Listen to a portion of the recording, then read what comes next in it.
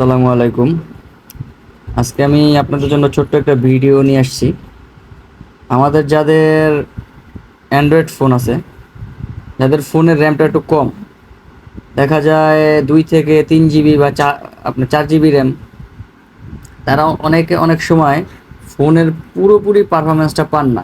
এটা গেম বলেন বা আপনি ফোন ইউজ বলেন, ফোনটা অনেক সময় হ্যাং ল্যাগ করে।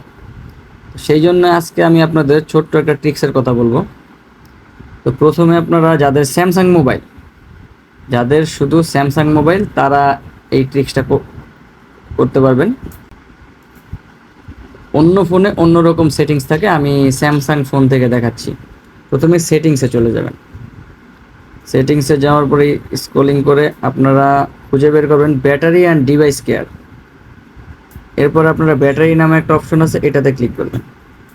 তারপরে পাওয়ার সেভিং নামে একটা অপশন আছে, এটাতে ক্লিক করবেন। এরপরে দেখবেন লিমিট সিপিইউ স্পিড টু 70%, এই অপশনটা অন করা থাকে। স্যামসাং মোবাইলের সবগুলোতে অপশনটা অন করা থাকে, এটা আপনারা অফ করে দেবেন। এইটা অন করা মানে হচ্ছে আপনার যে ফোনের সিপিইউ, ওইটা 70%-এর উপরে কাজ করবে না, মানে প্রপার কাজটা ও করতে পারবে না, যেই কারণে হ্যাং ল্যাগ করবে।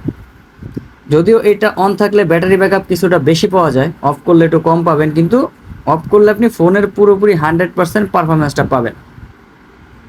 এটা আপনারা করে দেখতে পারেন। আশা করি আপনাদের হ্যাং ল্যাগ বা গেমিং পারফরমেন্স আগের চেয়ে অনেকটা উন্নত হবে। ধন্যবাদ।